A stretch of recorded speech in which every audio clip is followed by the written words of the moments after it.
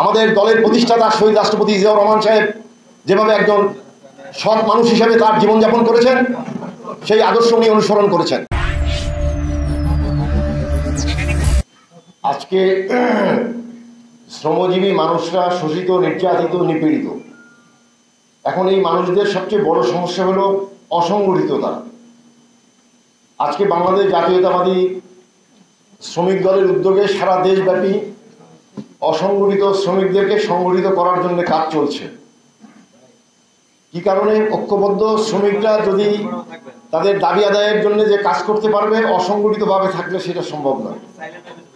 আজকে মহিউদ্দিন ভাইয়ের যে জীবনী আমরা এখানে দেখলাম, বাংলাদেশের সবচেয়ে বড় সমস্যা এখন দুর্নীতি, এক নম্বর। আপনারা পত্রিকায় ইতিমধ্যে দেখেছেন। তার বিপরীতে আজকে যার ব্যাপারে আমরা এখানে আলোচনা করছি, মহিউদ্দিন ভাই সারা জীবন চেষ্টা করেছেন একজন সৎ মানুষ হিসাবে আমাদের দলের প্রতিষ্ঠাতা শহীদ রাষ্ট্রপতি জিয়াউর রহমান সাহেব যেভাবে একজন সৎ মানুষ হিসাবে তার জীবনযাপন করেছেন, সেই আদর্শ উনি অনুসরণ করেছেন। আজকে আমাদের অনেকের বিরুদ্ধে এই সততা নিয়ে প্রশ্ন রয়েছে এবং আমরা অন্যকে উপদেশ দেই, নিজেরা কিন্তু সেই কাজটা করি না।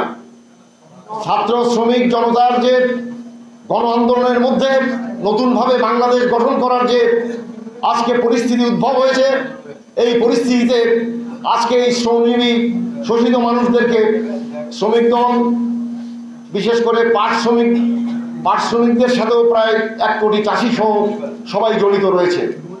আজকে বিগত সরকারের হঠকারী সিদ্ধান্তের কারণে বাংলাদেশের সরকারি পাটকল বন্ধ হয়েছে, প্রতিবেশী দেশে সেখানে পাটকল চালু হয়েছে।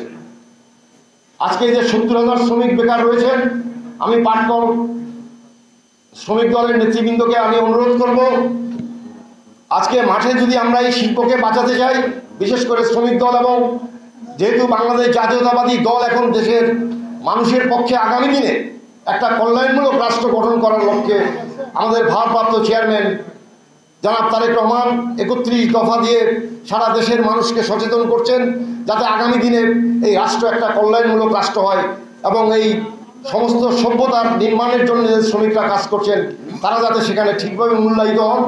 এবং বর্তমানে যে দ্রব্যমূল্য রয়েছে আপনারা দেখেছেন, নাবিশ্বাস আজকে প্রত্যেকটা মানুষের। আমি অন্তর্বর্তীকালীন সরকারের প্রতিনিধি যদি কেউ থাকেন এখানে, দৃষ্টি আকর্ষণ করতে চাই, ওনাদের অর্থনৈতিক উপদেষ্টা বলেছেন ঘুষ কিছুটা কমেছে কিন্তু চাঁদাবাজি কমেনি।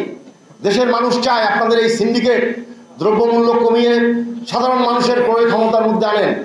বন্ধ পাটকলগুলো আমি অবিলম্বে চালু করার এখানে প্রস্তাব রেখে, এবং লিজ প্রথার মাধ্যমে যে লুটপাটের ব্যবস্থা রয়েছে এটা বাতিল, এবং আগামী দিনে যাতে অর্থনীতির যেটা আপনি সোনালী আঁশ পাট, যেটা পলিথিনের বিরুদ্ধে বিএনপি সরকার একটা ভালো পদক্ষেপ নিয়েছিল, যেখানে পরিবেশ রক্ষা হচ্ছিল, আগামী দিনে যাতে এই পাটকলগুলো চালু করা হয় এবং যেসব বেতন ভাতা বকেয়া রয়েছে সেইগুলো যাতে অবিলম্বে তাদেরকে পরিশোধের ব্যবস্থা করা হয়, এবং পাট শ্রমিক দল এবং শ্রমিক দলের নেতৃবৃন্দদের যৌথ উদ্যোগে আগামী দিনে জনসম্পৃক্ততার মাধ্যমে যাতে এই সরকারকে একটা ব্যবস্থা নেওয়ার পদক্ষেপ নেওয়া হয়, সেই অনুরোধ রেখে আগামী দিনের সংগ্রাম আন্দোলন এবং ঐক্যবদ্ধ শ্রমিক ঐক্যের কোনো বিকল্প নেই, সেই ঐক্যবদ্ধভাবে পাট শ্রমিক দল, জাতীয়তাবাদী শ্রমিক দল, জাতীয়তাবাদী দল শ্রমিকদের জন্য এবং মানুষের জন্য আগামী দিনে কর্মসূচি গ্রহণ করবেন এই প্রত্যাশা করে মহিউদ্দিন ভাইয়ের পরিবারের প্রতি গভীর